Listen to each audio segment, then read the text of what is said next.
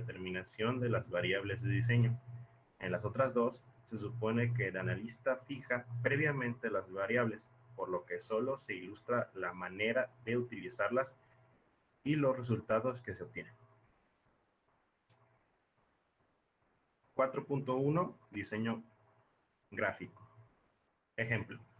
Supóngase que se va a proyectar el pavimento de un tramo de carretera de 2 carriles, tipo secundario, a 9 años. La carretera está alojada en terreno plano, por lo que sus características geométricas son aceptables. En general, la altura de los terraplenes no sobrepasa 1 metro, con media de 0.75 metros. El nivel freático está en promedio a 0.8 metros de la superficie del terreno natural. La región es de clima subtropical y la precipitación pluvial está concentrada en los meses de verano. Durante esta época se forman numerosos charcos y se eleva el nivel freático, lo que indica que las condiciones de drenaje no son del todo buenas. El suelo es relativamente homogéneo en todo el tramo de carretera bajo análisis. Se trata de un suelo arcilloso, CL, con límite líquido de 45% e índice plástico de 20%. La capa de suelo vegetal es de 20 centímetros en promedio. Con Hasta base... ahí, Rafa, de favor, doctor Raúl, gracias. Seguimos con Roberto Punzo. Sí, ¿sí se escucha bien? Sí. Bueno, con base en la tabla 1, de manera activa puede obtenerse una primera idea de la resistencia de la capa subrasante. En efecto, si se considera que el nivel freático estará a 1.35 metros de la superficie de las terracerías, 0.75 metros del terraplén por consideraciones de diseño geométrico, más de 0.80 metros de profundidad del nivel freático, menos 0.20 metros de despalme, y que el material tiene un índice plástico de 20. Se piensa que el valor relativo crítico estará comprendido entre 5 y 7%. Además, si el nivel freático oscila entre 1 y 1.50 metros con relación a la superficie de la capa subrasante del valor relativo, probable está comprendido entre 5 y 8%. Los materiales para el pavimento pueden obtenerse de un banco de basalto y de un arroyo cercano, según el tratamiento y el lugar de explotación. Puede disponerse de 3 tipos de material: piedra triturada, grava natural y arena arcillosa. Se estima que el tránsito diario medio anual inicial TDPA será de 500 vehículos por día y se incrementará en 7.5% anualmente. La común probable del tránsito y la proporción de vehículos cargados y vacíos es la siguiente. Ok. Le sigo con la lectura. Lo siguiente es el aforo. ¿Sí? Entonces, hasta ahí, Roberto, muchas gracias. A ver, jóvenes, esta parte de ejemplo es como van a ustedes a iniciar con su proyecto. ¿Sí? Un ejemplo del proyecto que vimos la clase pasada, nada más sería, se proyectará el pavimento del tramo de carretera o de la carretera, será, ahí cuál será, es la autopista siglo XXI, Morelia Lázaro Cárdenas, tramo de Iracuaretiro a Taretan. ¿Sí? Esa sería un tipo principal, y ahí pondrían unos años. Por lo general, en pavimentos flexibles estamos hablando de 9 a 15 años el proyecto. ¿Sí? En ocasiones ya le subimos a 20, pero ya con diseños especiales. Lo normalmente es que sean de 9 a 15 años. ¿Sí? En general ahí ponen la descripción de la topografía que tenga cada uno. Después, en el siguiente, donde dice los datos del nivel freático, pues es lo que checábamos también. ¿Sí? Ahí vamos a checar el nivel freático. La altura de los terraplenes también influyen, porque pues obviamente entre más alto está el terraplén, el nivel freático bajará. ¿Sí? los datos de lluvia también y del clima. ¿Por qué? Porque acuérdense, eso lo vamos a tomar en el coeficiente de drenaje, los datos. Con la carta edafológica van a encontrar lo referente al tipo de suelo. ¿Sí? En este caso dice que un suelo arcilloso, ustedes con la carta edafológica iban a proponer un suelo de acuerdo a la tabla 1. ¿Sí? Y obtienen con la tabla 1 el valor relativo de soporte crítico de ese tipo de suelo. Luego hacen la propuesta de bancos de material, como está en el párrafo, ¿sí? Que dice ahí los materiales para el pavimento se pueden obtener de tales bancos. Ustedes están aquí, van a hacer su propuesta de bancos de material y van a hacer una breve descripción de su aforo de la SCT. ¿Sí? Si se fijan, jóvenes, estos son los datos que ya nosotros tenemos. Entonces ya estamos en condiciones de iniciar nuestro proyecto. ¿Vale? Ya tenemos los datos de campo, ya nada más denles forma, como les platicaba ayer, así como una memoria descriptiva, una narratoria. Entonces vamos a seguir con el proyecto. En sí, jóvenes, este es el aforo, ¿sí? Donde tenemos tipo de vehículo, la composición y una proporción de vehículos cargados o vacíos. Aquí, jóvenes, en su caso, los aforos de la SCT no tienen el detalle de explicarnos la proporción de vehículos cargados y vacíos. ¿Sí? Por lo tanto, en automóviles se consideran siempre cargados el 100%, ¿sí? Ya que la carga de los automóviles son las personas y si va un automóvil, pues a fuerzas va una o dos personas, entonces ya con eso se considera cargado. Y para los demás se toma ya es a criterio del proyectista, pero por lo general es de 70 a 90% de vehículos cargados, ¿sí? Y el resto pues sería de los vehículos vacíos.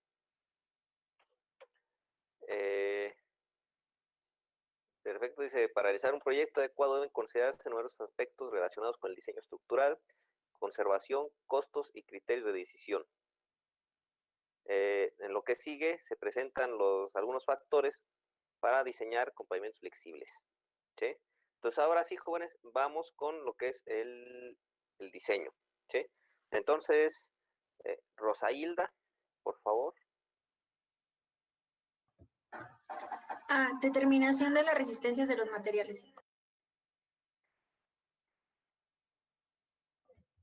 De acuerdo con el capítulo 3, para tener una comprensión adecuada del comportamiento de las terracerías, es conveniente efectuar pruebas de compactación y resistencia en laboratorio cubriendo intervalos amplios. En la figura 4 se muestran los resultados de un ensayo típico. El material empleado para formar cada uno de los especímenes utilizados en las pruebas debe obtenerse de diferentes sondeos en el tramo, para lo cual es necesario que la carretera esté bien zonificada y el material sea homogéneo. Por lo general, una prueba completa de este tipo dará mejor información que numerosos ensayos de resistencia en pruebas rutinarias efectuadas a lo largo de la carretera. El trabajo de laboratorio es semejante en ambos casos. Al analizar los resultados de los ensayos que aparecen en la figura 4, para estimar la resistencia es necesario delimitar la zona de interés con las... ¿Le podría bajar, por favor? ¿O hasta ahí?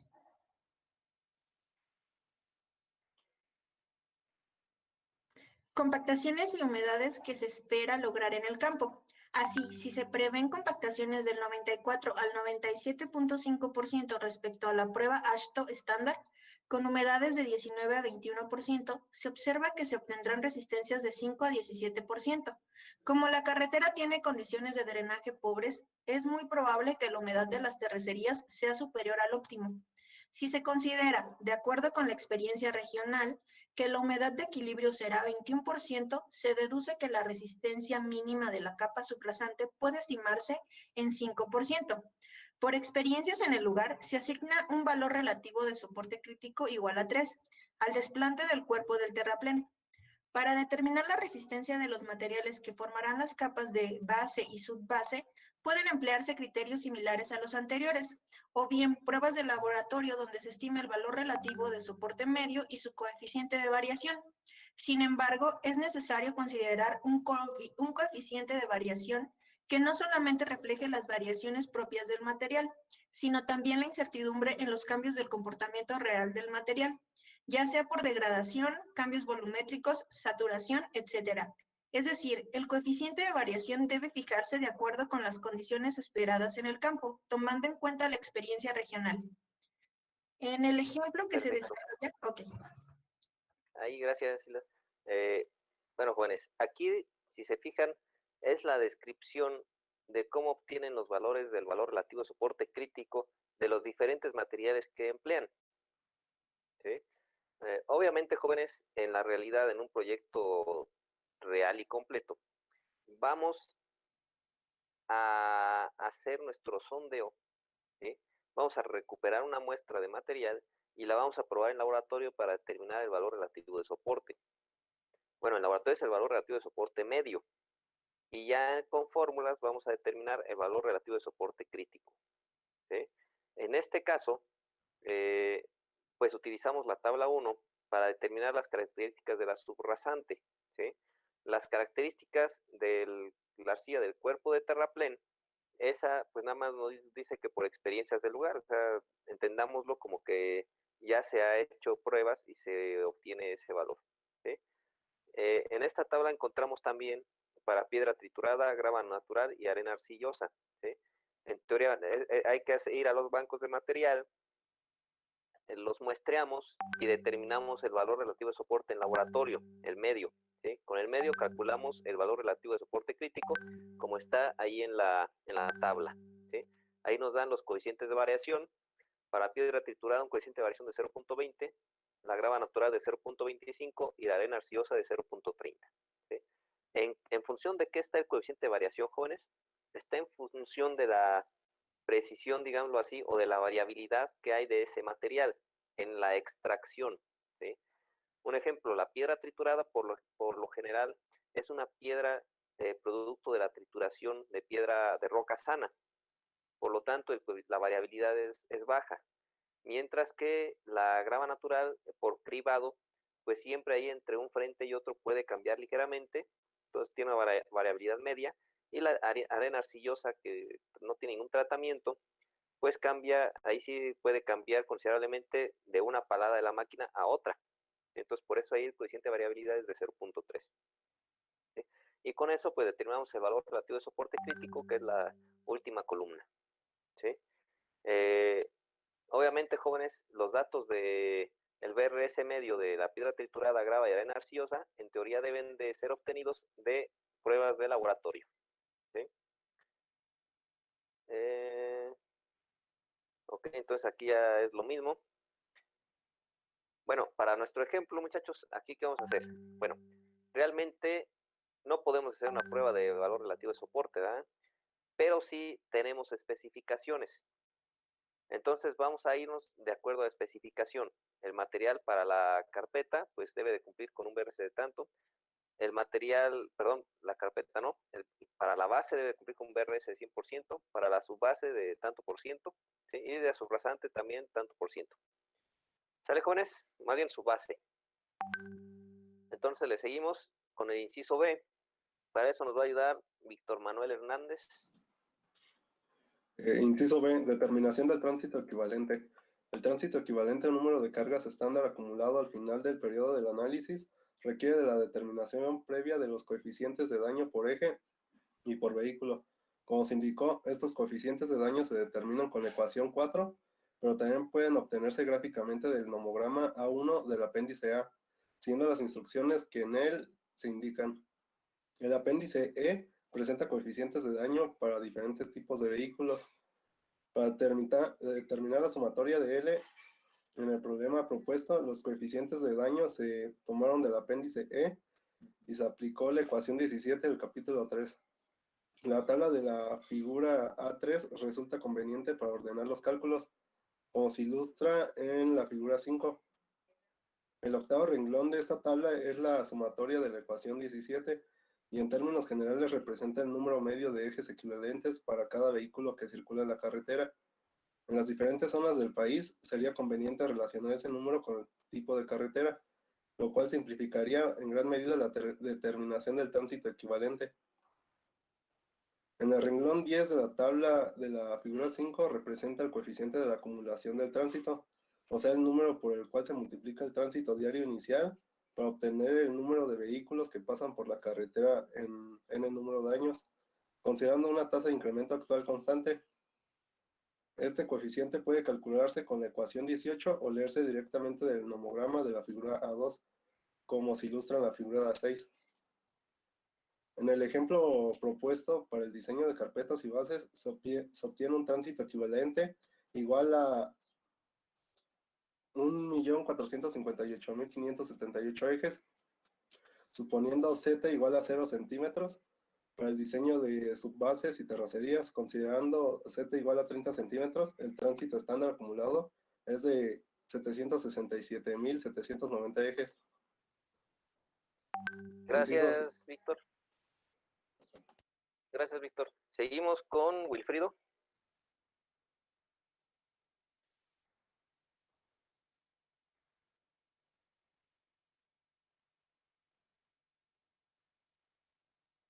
¿Dónde está Wilfrido?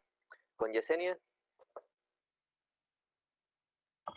Sí, inciso C, asignación del nivel de confianza. Como la carretera es secundaria y se estima un buen control de construcción y conservación adecuada, puede elegirse un nivel de confianza relativamente bajo. Por ejemplo, QU de 0.70, inciso D, determinación de espesores.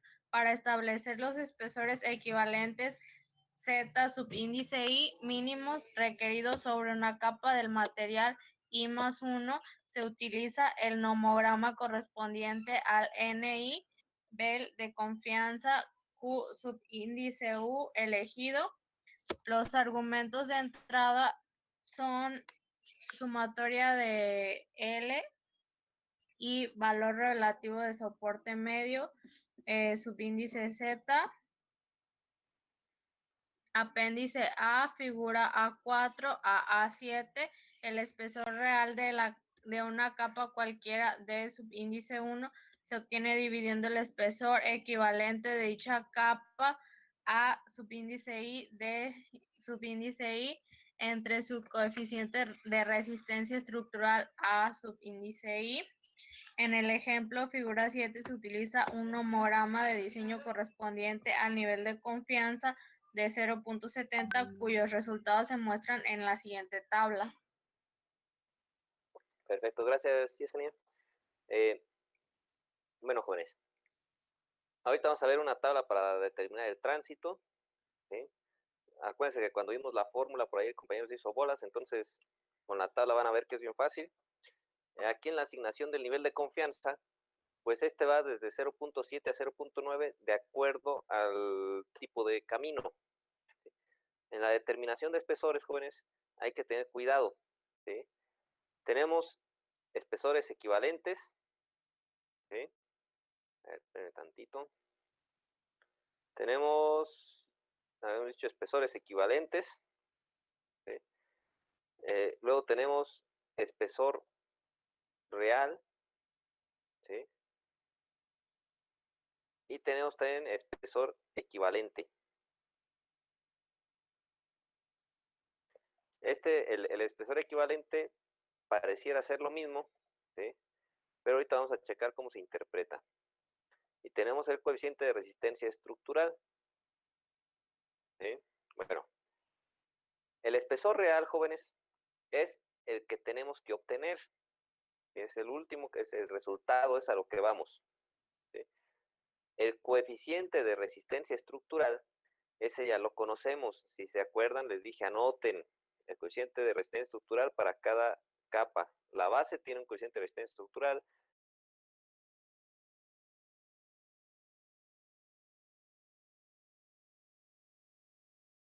Son conocidos, ¿sí? Entonces nosotros vamos a buscar en los nomogramas el Z1, que es el espesor equivalente mínimo requerido, ¿sí? Y la fórmula dice que Z1 es igual a I por DI, o ZI es igual a I por DI, ¿sale? Entonces, conociendo ZI y conociendo AI, podemos despejar DI y vamos a obtener nuestro espesor real de la capa. ¿Sale, muchachos? Bueno, Entonces es para determinar los espesores. Pero vamos a regresarnos al cálculo de el TDPA. Para eso vamos a utilizar esta tablita. ¿Sí? Esta tabla, jóvenes, ustedes la tienen así, llena con los datos del ejemplo, y también la tienen, en este caso, en blanco. ¿Sí? Aquí ustedes pueden imprimirla y los datos de su ejercicio la van a llenar en esta hoja en blanco. ¿Sí? Entonces, vamos a ver cómo se llena. Carretera, bueno, pues aquí va el nombre de la carretera. Luego viene tipo de vehículo, bueno, pues le ponemos el tipo de vehículo, ¿sí? El A2, A3, C2, C3, T3, C2, C4, como sigue. La composición del tránsito, jóvenes, o sea, es el valor del porcentaje de vehículos que pasan, el porcentaje de acuerdo al TDPA. ¿Sí? Luego viene el coeficiente de distribución de vehículos cargados o vacíos. Aquí le ponen un valor a cargados y vacíos. Luego viene la composición de tránsito cargados o vacíos, que es la columna 3, y esa columna 3 es 1, o la columna 1 por la columna 2. Luego vienen los coeficientes de daño, ¿sí? Los coeficientes de daño para carpeta y base, y para subbase y terracerías. Aquí, jóvenes, nos dicen una Z, ¿sí? ¿Qué será esa Z? Bueno, nos regresamos hacia arriba, aquí, y si se fijan, aquí está lleno ya. Z igual a 0 para carpeta y base, y subbase y terracería Z igual a 30. Si se acuerdan en el texto, atrás, jóvenes, días anteriores, vimos que el coeficiente de daño varía de acuerdo a la profundidad, y la recomendación del método es que para carpetas y bases utilicemos el coeficiente de daño de una profundidad 0, y para las capas inferiores un coeficiente de daño a la profundidad de 30. ¿Sí? Entonces eso lo llenan, muchachos, ¡pum!, con sus datos que tengan ustedes, ¿vale? ¿De dónde vamos a obtener el coeficiente de daño, jóvenes? Ese coeficiente de daño, si bajamos nuestro texto, hasta abajo, hasta abajo, hasta abajo, aquí está, viene el apéndice, que son los coeficientes de daño de diferentes tipos de vehículos. Vamos a agarrar un ejemplo, el C3, aquí está el C3, ¿sí? El C3 es un camión de 3 ejes, ahí vienen las dimensiones más o menos aproximadas, de acuerdo a normativa. Luego tenemos que vamos a obtener coeficientes de daño de acuerdo al tipo de camino. Camino A, camino B y camino C. ¿Por qué? Bueno, porque de acuerdo al tipo de camino, el peso es diferente. ¿Sí? Si nosotros checamos el peso, hay vemos que para camino y tipo B, A y B, el peso autorizado es de 5.8 kilos. No, la precisión, ay, no es, a ver, permítame. Esa como no es esta de aquí. ¿Sí? Para camino tipo A, vámonos al total, la fila que dice sumatoria. Ahí si quieren abundar, pues tienen los datos para cuánto puede cargar máximo el primer eje y el segundo eje. Un asterisco aquí abajo significa que es eje sencillo, 2 asteriscos que es eje tándem y 3 que es eje triple. ¿Sí? Entonces ahorita en este caso vamos a tomar en cuenta nada más lo que es las sumatorias. ¿Sí? Que es esta fila. Entonces para camino tipo A, la carga máxima de ese vehículo es de 23.5 toneladas. En caminos tipo B puede cargar únicamente 20 y en camino tipo C 18 toneladas. Entonces, por eso hay que definir el tipo de camino, ¿sí? Porque de acuerdo al tipo de camino, las especificaciones o los requerimientos de carga son diferentes. Ahora vamos al coeficiente de daño. En este caso, jóvenes, nos dicen que nuestro camino es secundario, ¿sí? Entonces, estamos hablando de un camino tipo B o un camino tipo C, ¿sí? Creo que es un B. Entonces vamos a determinar los coeficientes de daño para un camino tipo C. ¿Sí? Por lo tanto, lo que nos va a interesar es esta fila. ¿Sí? ¿Para qué profundidades? Si se fijan, jóvenes, tenemos diferentes profundidades. Z igual a 0, Z igual a 15, Z igual a 30, Z igual a 60. Y tenemos coeficientes de daño para vehículos cargados y para vehículos vacíos. ¿Sí? Entonces tenemos para vacíos también igual, Z igual a 0, Z igual a 15, Z igual a 30, Z igual a 60. Y nosotros ya sabemos que para diseñar carpetas vamos a utilizar Z igual a 0. Para diseñar terracerías, Z igual a 30. ¿Sí? Y igual en vehículos vacíos. ¿Sale, jóvenes? Por lo tanto, vamos a checar unos dos datos. El camino tipo C3, el coeficiente de daño para diseñar carpeta vendría siendo de 3. ¿Sí? Entonces vamos a ver si se utilizaron eso. Vamos para arriba. La hojita, aquí está. Entonces el C3, el coeficiente de daño para carpeta es 3. ¿Sí? Ahora vamos en orden inverso. A una profundidad de 30, que es el coeficiente de daño para diseñar sus bases y terracerías,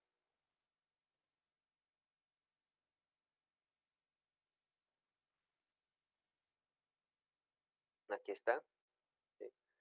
Para una profundidad de Z igual a 30, me dice que es 1.178 para cargados y para vacíos me dice que es de 0.030. ¿Sí?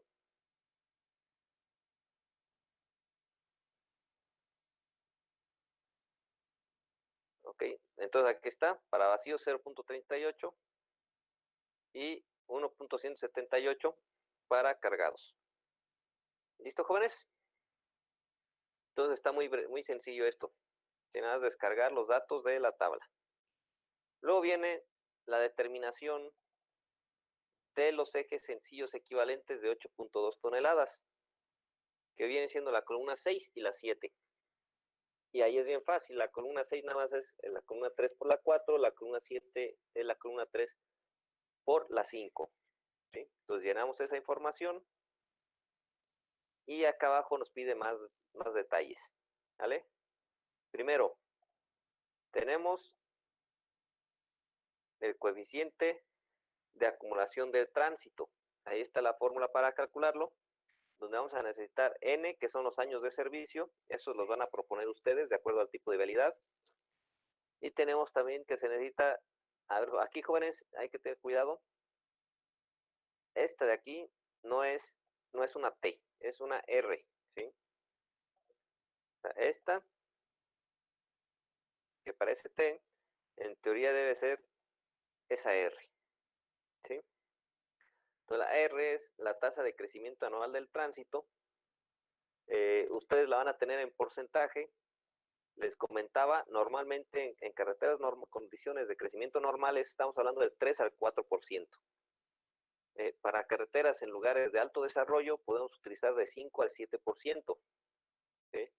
Entonces en este caso utilizaron el 7.5 y para ingresarlo a la fórmula, jóvenes, hay que ingresarlo en decimal.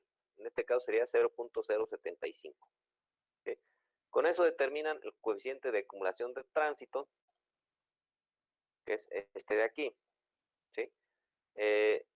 La celda 8, jóvenes, la celda 8, que es esta, la que está con rojo, es la suma de esta columna hacia arriba, ¿sí? Son las sumas. Luego viene que ponga el dato en la celda 9, que del TDPA inicial en el carril de proyecto, ¿sí? Aquí, jóvenes, es donde les pido que no se me vayan a hacer bolas.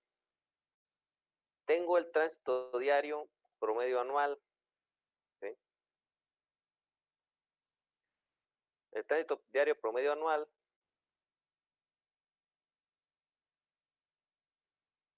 está aquí como dato, ¿sí?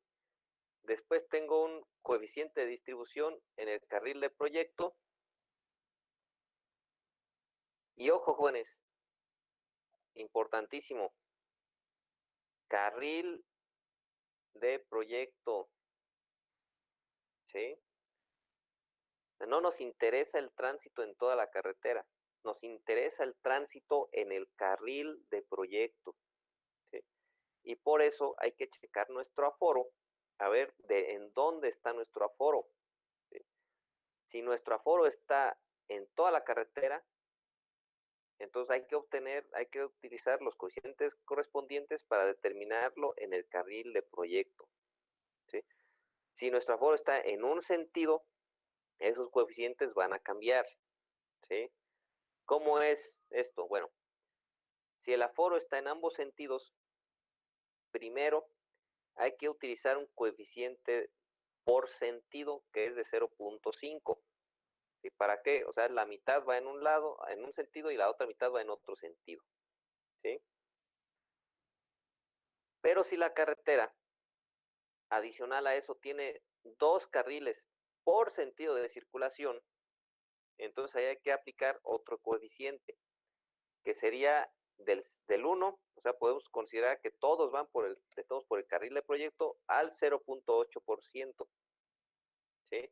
Entonces ya está en función del número de carriles y en dónde esté indicado nuestro aforo, ¿vale?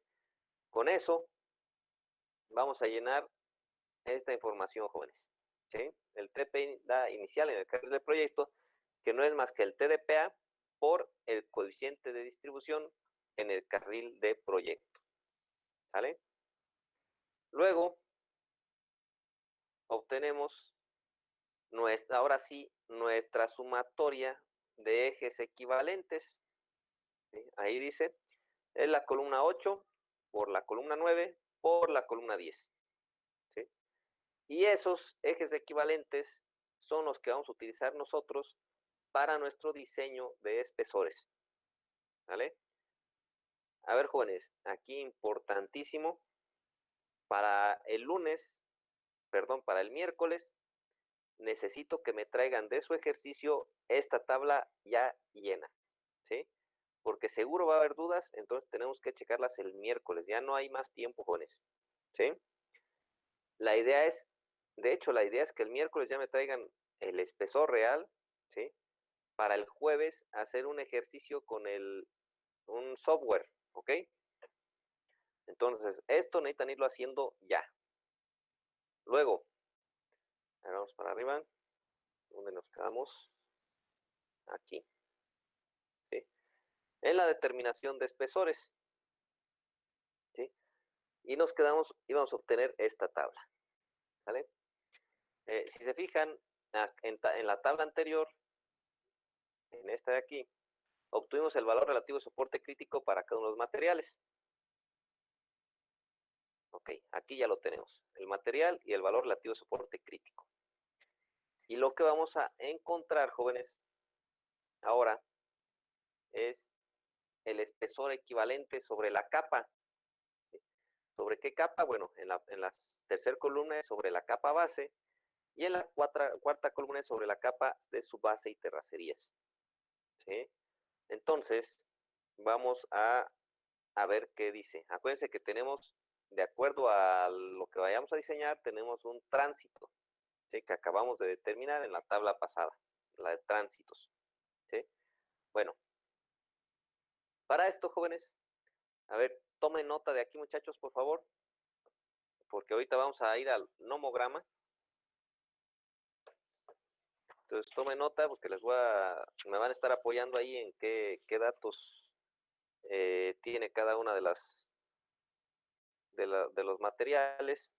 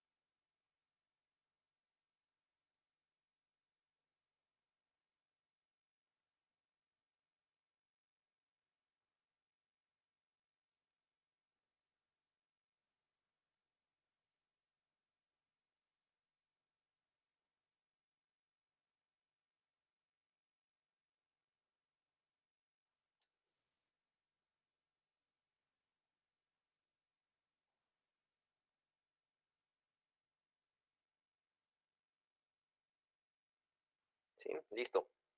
Entonces ya sabemos de dónde salió el BRS de todos estos materiales. ¿Sí? Entonces, vámonos a determinar el espesor equivalente sobre la capa. ¿Sí? El tránsito para la carpeta es de 1.46 por 10 a la 6 y el otro es de 0.77 por 10 a la 6. ¿Sí? Entonces vámonos, jóvenes, a los nomogramas. ¿Sí? Aquí está. Este es el del ejemplo. Acuérdense, aquí seleccionar el nomograma del nivel de confianza que ustedes eligieron. En este caso es el de 0.7. ¿Sí? Bueno, vamos a empezar con el método. Entonces, primero, tienen dos nomogramas en la parte superior. ¿Sí? Uno que dice espesor equivalente de la carpeta en centímetros. ¿Sí? Y el otro que dice espesor equivalente sobre la capa considerada en centímetros. Entonces, el uno es para la carpeta y el siguiente es para las capas granulares. Entonces, ahorita primero vamos a analizar la carpeta, que sería lo mismo que decir espesor equivalente sobre la capa base, ¿sí? Que es la carpeta. Aquí en los nomogramas, jóvenes, también chequen esto, este croquis de aquí, ¿sí? El Z1, este de aquí, es el espesor equivalente sobre la capa base. Y fíjense, justamente es de la base a la carpeta, ¿ok? El Z2 es el espesor equivalente sobre la capa subbase. Y eso va desde la parte superior de la subbase hasta la parte superior de la carpeta, ¿sí? O sea, son acumulativos, jóvenes. Tenemos el Z3 y así nos vamos en función del número de capas que tenemos, ¿sí? Luego tenemos también el A1 de 1. Tenemos el A2 de 2, A3 de 3, A4 de 4, A5 de 5. ¿Sí? ¿Cómo obtenemos el A3 de 3? Vamos a hacerlo así. Bueno, el A2 de 2. ¿Sí? Pues es muy simple, jóvenes. El A2 de 2 se obtiene del Z2 menos el Z1. Con eso obtenemos A2 de 2. ¿Sí? ¿Cómo tenemos el Z3? Pues bien fácil. Z3 menos Z2 es igual a A3 por D3. ¿Sí? Ok. Entonces, seguimos para determinar. Y lo que vamos a encontrar en un nomograma son los Z. Z1, Z2 y Z3. ¿Sí? Bueno, vamos. Sobre la capa base, entonces vamos a entrar acá arriba con el valor relativo de soporte crítico de la base. Yo tengo dos opciones de base. Una que es piedra triturada y otra que es grava natural. Si empezamos con la piedra triturada, que es la A, bueno, antes de eso, aquí entro con el valor relativo de soporte y luego tengo varias curvas. ¿Sí? Esas curvas son el tránsito. ¿Sí? Ahí están. Ese es el tránsito. ¿Sí? Tenemos desde 10 a la 5, 1 por 10 a la 5, 1 por 10 a la 6, 1 por 10 a la 7 y 1 por 10 a la 8. En nuestro caso es 1.45 o 1.46. ¿Sí? Entonces es la curva que está ligeramente remarcada. ¿Sí? Entonces, bajamos de nuestro BRS crítico, que en el caso de la piedra triturada es 116. Ahí está. ¿Sí? 116. Trazamos una vertical, pero resulta que no intersectamos con la curva. ¿Sí? Entonces, si no intersectamos con la curva, quiere decir que vamos a colocar un espesor mínimo de concreto asfáltico, jóvenes. O sea, en pocas palabras, no es necesario una carpeta. Si quieren ponerle carpeta, vamos a utilizar el mínimo. Y si no, vamos a utilizar una carpeta por el sistema de riegos para únicamente protegerlo de la intemperie. ¿Sí? Entonces, en este caso, el espesor equivalente de la carpeta es 0. ¿Sí? Ahora, si utilizamos la base tipo B, entramos con el valor de 80, ¿sí? ¿sí? Seguimos vertical, intersectamos la línea, luego una horizontal, y nos va a decir que el Z1 es aproximadamente de 11. ¿Sí? Entonces ya tenemos el espesor equivalente sobre la capa base para los dos materiales. Ahora vamos al siguiente nomograma para determinar las características granulares. Nos dice que vamos a utilizar una subbase de arcilla arenosa con un BRS de 45%. ¿Sí? Acá la tengo. Una subbase de 45%. ¿Sí? Pero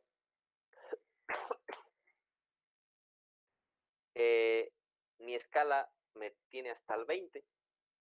¿Sí? Acuérdense, jóvenes, que por ahí en el texto habló de que había algunos máximos para que no estuviera escaso el proyecto.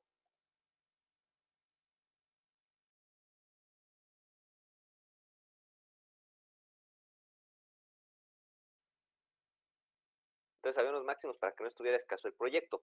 Entonces nos dice que si nuestro BRS es mayor al máximo, nosotros vamos a elegir nada más el máximo, que está a la escala, en este caso 20.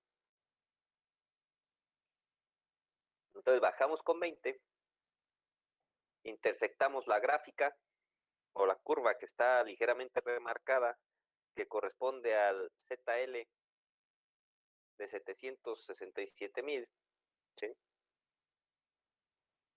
Y nos va a decir esta que tiene un espesor equivalente Z2 de 18. Aquí la seguimos más o menos derecha, imagínense que está derecha. ¿Sí? Z2 de 18. ¿Ok? Entonces ya tenemos también ese dato. Ahora, si entramos con la capa de subrasante, ¿sí? ¿Listo? Y la capa subrasante, que tiene un BRS crítico de 5, bajamos, intersectamos la curva, le damos, me va a decir que tiene un Z3 de 47. Luego, con la capa de cuerpo de terraplén, igual bajamos, intersectamos, y me va a decir que son 63. ¿Sí? Así es como se usa el nomograma, jóvenes. Así de fácil. ¿Sí? Entonces vamos a la tabla.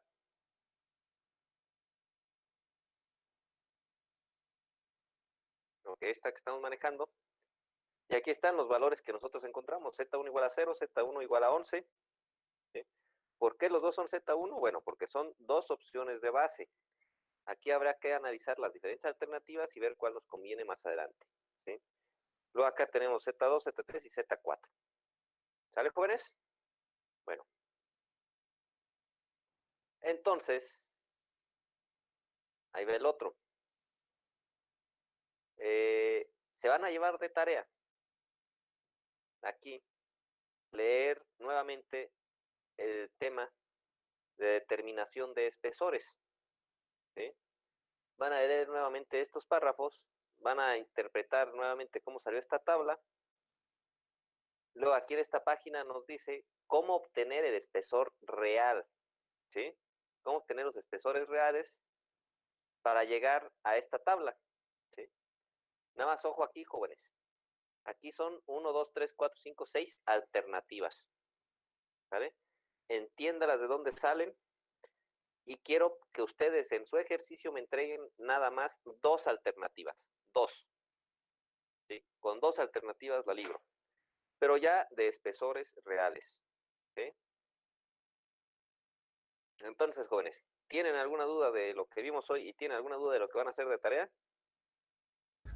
Yo tengo una duda sobre cómo sería el monograma, ingeniero. A ver, Marco, particularmente ¿en dónde?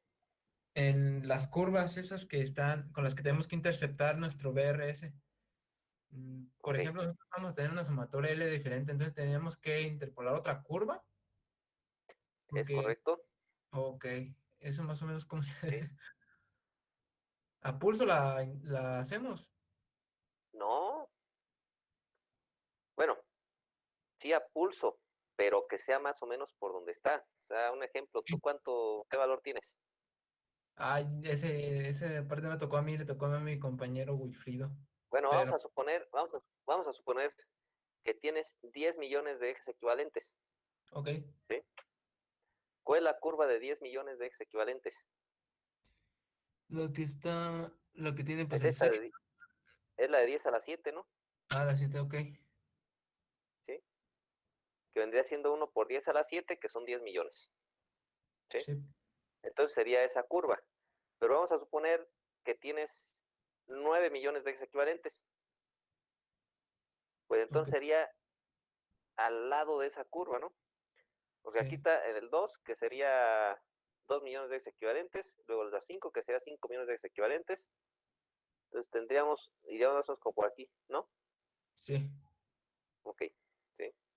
Entonces ahí la irías y esa es la curva que intersectarías. Perfecto.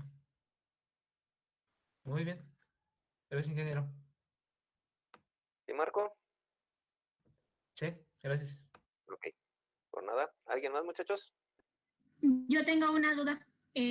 Ah, Dijo que vamos a calcular el BRS crítico con la fórmula que estaba anteriormente. Y para eso necesitamos un BRS medio, ¿no?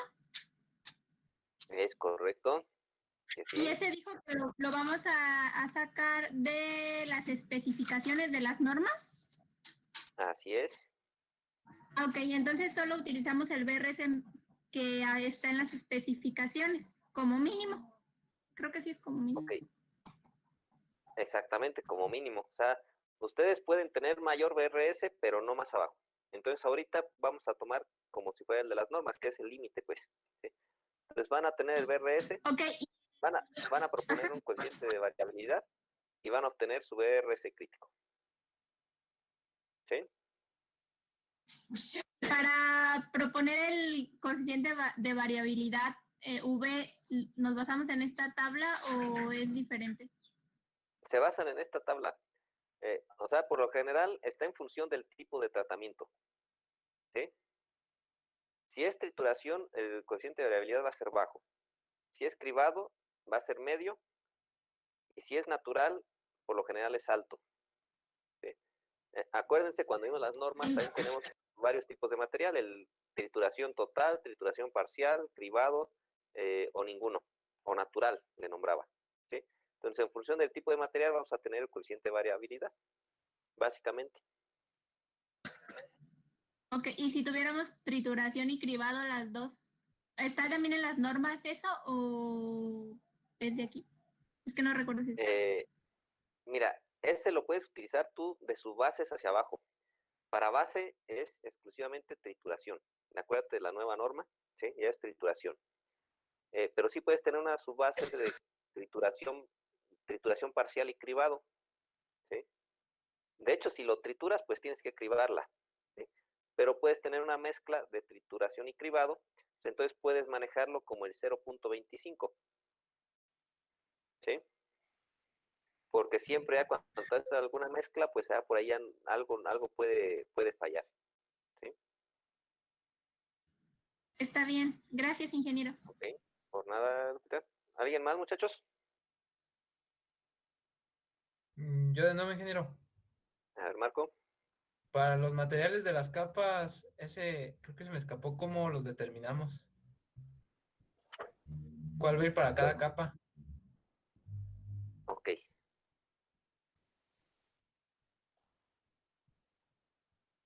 Mira, el cuerpo de terraplén y la arcilla y la subrasante, por lo general ustedes casi va a ser el mismo, ¿sí? El cuerpo del terraplén es producto natural y el subrasante también es ahí de préstamo. Ojo, ahí la subrasante en las nuevas especificaciones ya nos indica un BRS medio, ¿sí? Que diga un BRS mínimo.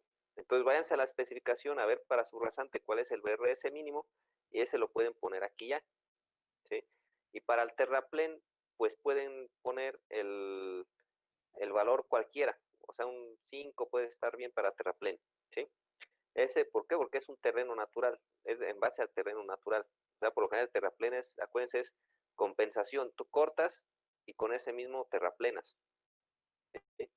Entonces, el terreno natural ese ya está en función de su carta edafológica y la tabla 1. Y la subrasante, para la subrasante, igual pueden considerarlo de la carta edafológica y la tabla 1, o pueden irse a la especificación también y checar el BRS mínimo que nos pide para subrasante. ¿Sí? Ok. ¿Más o menos? Sí, ya más o menos. Ok. ¿Sí? Y ya nada más como justificante, en la descripción, en la narratoria que tú hagas, vas a proponer de dónde vas a obtener los bancos, o sea, sí, los materiales. O sea, puedes tú decir, la piedra triturada la voy a tener del banco de Tlazazalca, ¿sí? La grava natural y la arena, o el material para su base y para su rasante lo voy a obtener de tal banco. ¿Sí? O sea, eso ya ahí hay que moverle ahí tantito ese criterio de ustedes. Está bien, ingeniero. Gracias. ¿Alguien más, muchachos? ¿No? Estoy seguro que el miércoles va a haber muchas dudas, muchachos, pero hagan lo más que puedan, por favor. ¿Sí? Otra cosa, les voy a subir a Classroom el Dispaf. Es un programita que corre con Java.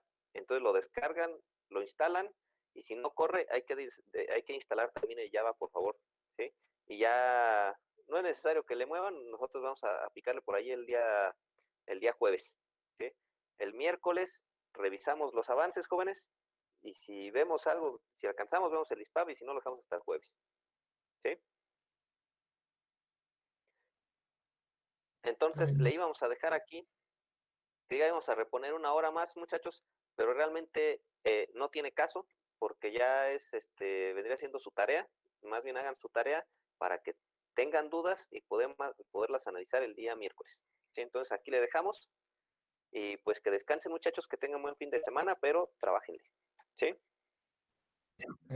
Gracias, ingeniero, igualmente.